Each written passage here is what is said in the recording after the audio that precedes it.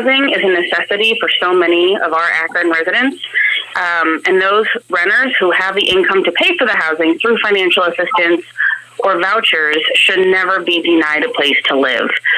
Renters who are facing eviction but have secured rental assistance funding should have the right to pay their rent and keep their homes rather than be displaced by eviction.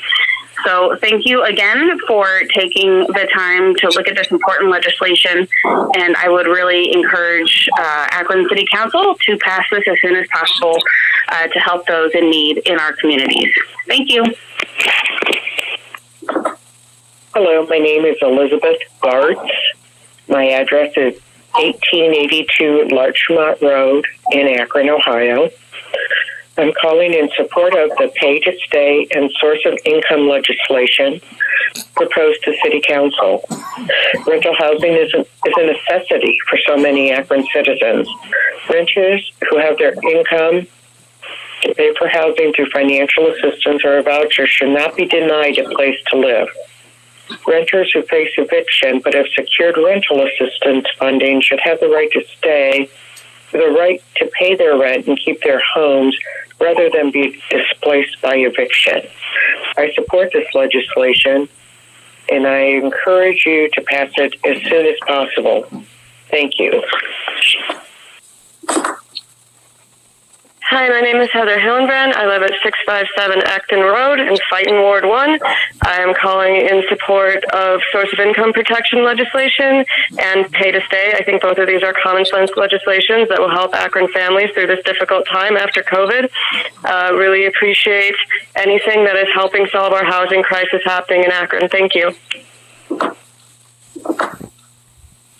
Hi, my name is Alyssa, and my address is 1725 Redwood Avenue, Akron, Ohio, 44301. I'm calling in regards to the pending source of income protection and pay to stay pieces of legislation. Our eviction rate in Akron is far too high.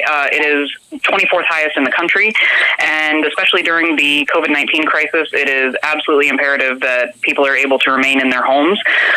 Additionally, source of income discrimination is a pretext for racism. There are not additional steps that landlords need to go through in order to rent to voucher holders or people who have alternate forms of income. And this would benefit landlords by allowing them to have a wider variety of people that they can rent to without putting an undue burden on them. So in an effort to further housing justice in Akron, I urge that council vote yes on both of these pieces of legislation. Thank you. Hello, my name is Bryn Olson, and I live in West Akron on Morley Avenue. The city of Akron has one of the highest eviction rates in the country. Source of income protections and pay to stay will be an important step towards housing justice and lowering these eviction rates. We know that 1 in 7 evictions lead to homelessness, and even more evictions lead to doubling or tripling up with friends or family, leading to greater exposure to COVID-19. Pay to stay legislation gives people the opportunity and dignity to remain stably housed during a time of economic strain. Landlords often use source of income as a proxy for other illegal forms of discrimination, such as disability, familial status, or race. We must hold them accountable and ensure every Akronite is treated with dignity and fairness. Landlords will benefit from these pieces of legislation as well. Vouchers provide consistent rent and lower vacancies and turnover rates for landlords. Pay to stay ensures landlords receive the money necessary to operate without loss of income through an eviction and re-rental process. Please support source of income protections and pay to stay. Thank you. Hi, this is Fatima Rita, 330-958-4900, 967 Concord Avenue, Akron, Ohio. I am calling in regards to at least 2 subjects here. I believe that the owner should decide to accept late rent or not if there is an eviction. If the tenant says he has the money, maybe he does, maybe he doesn't.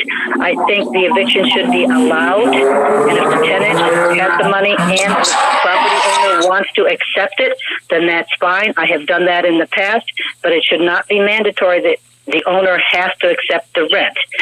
Also, sometimes you don't know what's going to happen with the people. They could pay you the rent, and then a week later they don't pay the next month's rent. Or there could be other things happening at the house, and consequently you don't want them, but they've been late on the rent, and that's the easiest way to get rid of them here. Also, on Section 8, I question whether that should be a mandatory thing for owners to have to rent on Section 8. I have done Section 8 tenants for over 35 years, but I like doing it on some houses, but not other houses. Some things that I question how you're going to mandate that. Section 8 will not allow a landlord to use a garage for their own storage in a single-family home. Section 8 does not allow an owner to collect a water deposit. Section 8 will not let an owner collect a billed amount of water bill or other utilities over the amount allowed in the lease. Section 8 will not do a month-to-month lease if the owner requests that to begin with. They do not allow a rent to buy. And then what happens if the house does not pass an inspection? Is the owner obligated to do all the things on the inspection? I had once where there was some peeling paint. It was in the middle of the winter, and they said I had to fix the peeling paint before I could rent it. So how in the world am I going to fix peeling paint when it's 30 degrees outside in the middle of winter here? And also the other thing that very much concerns me, it takes 1 to 2 weeks for Section 8 to prepare and give the owner the lease, but they want you to give the keys before you even sign the lease with Section 8. And then the thing also is Section 8 pays different money for different tenants. I had a buddy of mine, he had a 2-bedroom place. A person who made not much money, they'd only pay him $700, and if a person made more money, they would pay $800. So I don't see how you can do the scale. And also, if you have a 1-bedroom person and they want your 3-bedroom place, they're not going to pay nearly enough as a 3-bedroom person. So I think that should be somebody else's choice. And then sometimes you evict people for other reasons than non-payment of rent, but it's easier if a person is doing drugs and you can't prove anything. You just file the eviction when they're 1 day late. I actually did that once. And then I told people... Yes, good evening, Council. My name is Harrington Hargrove. I live at 1008 Laurel Avenue, Akron, 44307, Ward 3. And my concern is I spoke to City Council on April the 5th in regards to equity in funding for the Black community regarding economic opportunity. It seems like this council has little interest in fairness when it comes to elevating the Black community. I have been asking council for 30 years to formulate a plan that would include the Black community for upward mobility. But it seems like it is not your will to do what is just. It seems that all this council wants from the Black community is our vote. It seems like there's only one person that speaks out for the Black community when it comes to inclusion and economic and equality. Why is that? I'm asking this council to allocate funding to uplift the Black community, but it seems that you don't care, even though you know that we have been treated unjustly. Why is it you won't change this practice?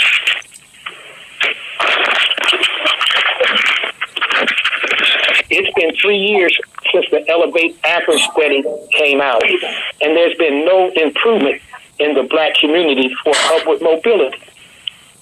So when it comes to fairness, this council refuses to apply this to the Black community. If you don't allocate money for our community, we can't grow. But it seems that this is what this council wants. That is called redlining. It's time for this council to change this practice. I would like to see a plan that includes the Black community. Council, please, your job is to represent all of the communities. So why is it that the Black community has been treated as second-class citizens? This has to change. So, council, please, allocate funding for the Black community. It is time for this to happen. I thank you very much for your time. And council, as you know, I'm funding for us. I appreciate your time, and I thank you very much. Bye. Hello, my name is Arn Engelhart. I live at 160 Overwood Road, Akron, and I want to make a comment about the new legislation that is being proposed for protected class. The one issue is pay to stay. The second issue is landlords cannot discriminate based upon the tenant's source of income. My comment is income is not always a driving factor for landlords. Yes, we need the income for mortgages, maintenance, lawns, water, et cetera, et cetera. However, if I had a good tenant, I would gladly lower my rental requirement so I wouldn't have to worry about other items. Those other items might be a barking dog in the middle of the night, 100 DUIs, and therefore somebody is drunk in the house and makes a big ruckus, trash all over. So therefore, rental income is not a big issue, and I believe most landlords, housing providers are unaware of this legislation that is being proposed. So please postpone the decision, get more information out so that more housing providers and also renters know what is being considered. Thanks very much for listening to me. Bye. Good day. I'm Bill Nesbitt at 330-379-2235, 1155 Diagonal Road, Akron, Ohio, 44307. Again, let us have our drop-off box at our original position on High Street for our Akron Bureau of Public Utilities, particularly with the increase with the virus of hospitalizations and stronger illness. We owe it to our public to have travel exposure and convenience. Well, travel exposure is its lowest, convenience is top, and not take away any of past aids. All have the great 2021 winter to spring Easter season.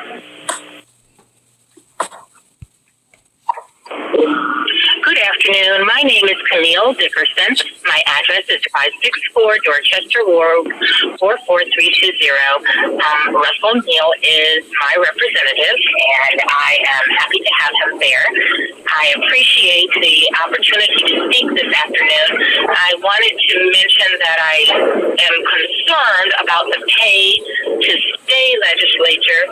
I am a property owner, and I also am on the board of Akron Canton Real Estate Investment Association, where we have 60 to 100 members who are all, well, not all, but most are property owners, and we all provide decent and affordable housing. That is our goal.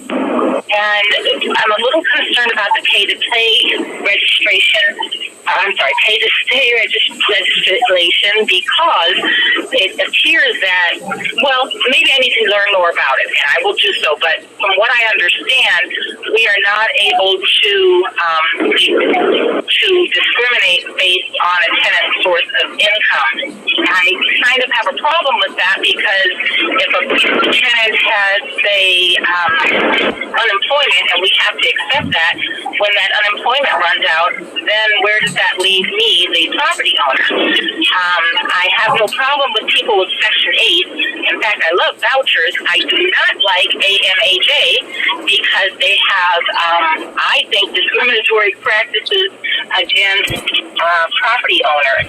And I've had some difficulty in the past getting cooperation from AMHA, and so I have difficulty wanting people who have Section 8 vouchers through AMHA to stay on my properties. I don't mind Section 8. In fact, I do have some individuals who are VA veterans, and they have a Section 8 voucher. I have no problem with them. They have a caseworker, and they are working out well. So, and actually, I would like it also if there would be somewhere where I could go and find out more about the pay to stay legislation, so I can read something about it. Thank you very much for your time. Have a great day. Bye now. That concludes our public comments for this evening. Definitely want to take the time just to thank all of those who have left and shared comments this evening. So thank you. At this time, we'll move into our committee assignments. Rules, Councilman Freeman. 2:30. Public Safety, Councilman Kamer. 2:15. Budget and Finance, Councilman Freeman. 3 p.m. Parks and Rec, Councilman Neal. 1:45. Planning and Economic Development, Councilman Busco. Subjects call, silly me, 1 o'clock. Housing and Neighborhood Assistance, Councilman Busco. 3:15, and it's important that I mention to everybody on council, there's been quite a bit of discussion in reference to the housing pieces that we've been discussing, and we've had quite a bit of interest in terms of passing this in a timely fashion. There's a lot of discussion about passing this quickly, and so I've determined that we've had 3 readings. So I'm asking everyone